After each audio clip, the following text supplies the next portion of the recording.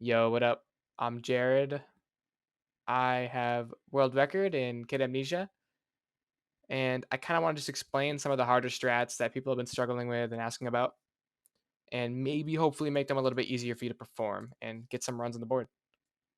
Everything up until this point in the run here on the bridge is pretty self-explanatory just from watching the record run. So I'm just going to be explaining kind of the more complex strats that might be harder to catch just watching the run and you might be struggling with. The first tricky part about this run is the reset on the bridge here. The reason why we reset on the bridge is because when you get about halfway through the bridge, it hits a checkpoint on the other end. And because we don't time in game time, you can reset the game and then you'll start closer to the door to do Jared skip. The visual that I use to know I'm far enough across the bridge to reset is this little chimney on the top right here. This visual cue is basically as soon as the chimney passes into the kind of white circle in the painting in the background, that's when you Alt F4. Here's an example of a pretty good reset on the bridge. Just note that you need to stay in the middle of the bridge for the chimney to be a good visual. And if you reset too early, you'll go all the way back to the pyramid. If you reset too late, you'll just lose time. This is the first real skip in the run. Doesn't really require any skill. It's just an audio cue at the store. And then once you reset your game, Alt F4 after the audio cue, the door will open up and then you can perform Flam Skip.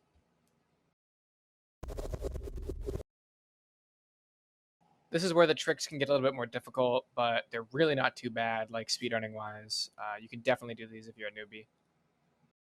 Basically, the idea behind Flam glitch, which is this next glitch right here, is you're going to take the flying you get from spinning plates, because you know how you fly through the tube? You're going to fly, and you're going to kind of go backwards in a way where you can fly in a place you're not supposed to, and then go back out the door you came in. This trick can take a little bit of trial and error at first, but basically what you're going to want to do is come into the door backwards, facing the doorway, and hold S, which is backwards, until you start flying. And then as soon as you start flying, you want to hold W to go forward and then fly out the way you came in. This glitch is basically just there's a trigger that makes you fly, and you want to hit the trigger while simultaneously going backwards as fast as you can so you can fly in a place where you're not supposed to. Once you're flying, you're going to want to come over to the original door and hold S and A to kind of get out of this small hole in the. There's an invisible roof above you. There's a small hole you can get through, like in the video here. And just kind of hold A and S while staying in line with the bridge while going up and left. Zoom in and align yourself on this white streak on the bridge right here. After you're aligned with the white streak on the bridge, go ahead and face the platform where you came from. And at this point, you should only be holding S while facing the ground, so you're going straight up. This is how far you want to be up in the air before you start moving right. The way you can tell that you're at the right spot is by the distance between the top of the hexagon and the top of your screen. You want it to be about the size of this red line.